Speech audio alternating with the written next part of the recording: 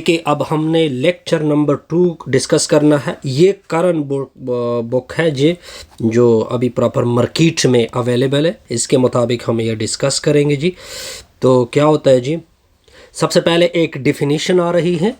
देखिए complex number की, a number of the form a plus b iota, जिसमें a B को कहाँ से होना चाहिए, रियल से, और यहाँ पे जो आपको आई नज़र आ रही है ये आयोटा कहलाती हैं।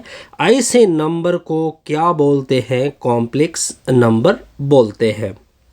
और वैल्यू, ये जो आयोटा है इसकी वैल्यू है -1 स्क्वायर रूट। ओके, तो ऐसा नंबर जो कि इस फॉर्म में हो, ठीक है, ए बी को कहाँ से होना चाहिए, रियल से हो, और आयोटा की वैल्यू मैंने आपके सामने रख दी। ऐसे नंबर को क्या बोलते हैं, कॉम्प्लेक्स नंबर बोलते हैं। अच्छा, ये जो कॉम्प्लेक्स नंबर है इसको कैपिटल जी से डिनोट किया जाता है। कॉम्प्लेक्स नंबर को किस से डिनोट किया जाता है, कैपिटल जी से। अब कुछ एग्जांपल लेते हैं। ये एक एग्जाम्पल आ रहा है, ये एक कॉम्प्लेक्स नंबर है। आप कहोगे क्यों ये कॉम्प्लेक्स नंबर है, अब देखते जाइए। क्योंकि इसमें ये ए पार्ट हो गई और ये प्लस बी आयोटा, यानी ये किस फॉर्म में आ गया, ए प्लस बी आयोटा फॉर्म में आ गया। इस वजह से ये क्या नंबर हो गया, कॉम्प्लेक्स। इसमें ए बी को कहाँ से होना चाहिए, यानी ए की जगह 3 है, बी की जगह 4 है, ये दोनों क्या है, रियल नंबर है। लिहाजा ये कौन सा नंबर होगा, कॉम्प्लेक्स नंबर होगा। और इसको मैं अभी किस से डिनोट कर सकता हूं, कैपिटल जी से। मान लो मैंने इसका नाम रख दिया Z1। ये भी एक कॉम्प्लेक्स नंबर है। ये कौन सा नंबर है, कॉम्प्लेक्स नंबर। ओके, क्यों कॉम्प्लेक्स है, अब अगर आपको नजर आ रहा हो कि यहाँ पे तो प्लस है, यहाँ पे प्लस भी पॉसिबल है और माइनस भी पॉसिबल है। ठीक हो गया। अब मैंने इसका नाम रख सकता हूं Z2। ठीक हो गया, -5/7 आयोटा। ये इसका ए पार्ट हो गया प्लस, और दूसरा इसका माइनस की फॉर्म में बी आयोटा फॉर्म आ गई। ठीक हो गया, तो लिहाजा ये भी एक कॉम्प्लेक्स नंबर है। ये भी एक कॉम्प्लेक्स नंबर है। ये भी एक क्या है, एक कॉम्प्लेक्स नंबर है। अब आप कहोगे कि क्यों कॉम्प्लेक्स नंबर है, देखिए इसमें ये ए पार्ट हो गई और यहाँ पे प्लस बी आयोटा और माइनस बी आयोटा दोनों पॉसिबल है, तो लिहाजा मैंने इसका नाम रख दिया Z3। ठीक हो गया, तो लिहाजा ये भी एक कॉम्प्लेक्स नंबर बना। अब आते हैं एक रिजल्ट की तरफ। पॉइंट क्या मैं नोट कर रहा हूं, देखिए ये जो है इसको रियल पार्ट बोलते हैं। इसको क्या बोलते हैं, यहां पे जो रियल पार्ट है ये है ए।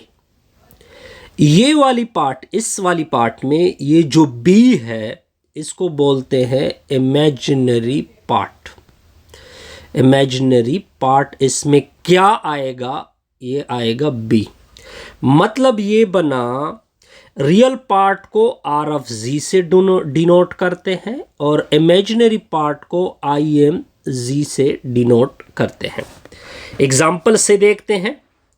आपको एक कॉम्प्लेक्स नंबर गिवन है, कहते हैं कि इसका रियल ऑफ जी फाइंड कर दे, तो आसान सा रिजल्ट है, इसका रियल ऑफ जी ये वैल्यू आएगी यानी 3, और इसकी इमेजिनरी पार्ट यानी आई एम जेड, इसका पार्ट आएगा, आयोटा नहीं लेते हैं, आयोटा ऑलरेडी इंक्लूड होता है जब आप लिख देते हो इमेजिनरी। यहां तक क्लियर, बिल्कुल जी क्लियर। अब यहां पे एक इंपॉर्टेंट पॉइंट है। वो पॉइंट क्या है कि हर रियल नंबर को आप एक्सप्रेस कर सकते हो एक कॉम्प्लेक्स की फॉर्म में। एग्जाम्पल से काम लेते हैं।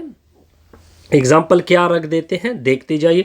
फॉर एग्जाम्पल लेट आपके पास 2 एक रियल नंबर है। मैं इससे कॉम्प्लेक्स बना सकता हूं, किस तरह के, मैं इसके साथ लिख दूं 0 आयोटा। अब मैं इसको नोटेशन भी दूंगा कि ये क्या बना, जी बना। एक और एग्जांपल देखते हैं।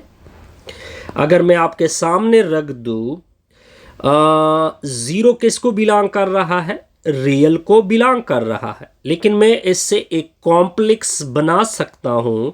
किस तरह कि लिख दूँ 0 + 0 आयोटा। एक और एग्जाम्पल से काम लेते हैं।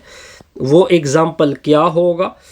-1/2 ये कौन सा नंबर है? एक रियल नंबर है। मैं इससे कॉम्प्लेक्स बना सकता हूँ 1/2 + 0 आयोटा। इस वजह से हमने ये आपके सामने एक नोट रखा कि जब भी एक रियल होता है वो आप क्या बना सकते हैं, उससे आप एक कॉम्प्लेक्स बना सकते हैं। इससे हमारी ये वीडियो क्या होगी? कंप्लीट।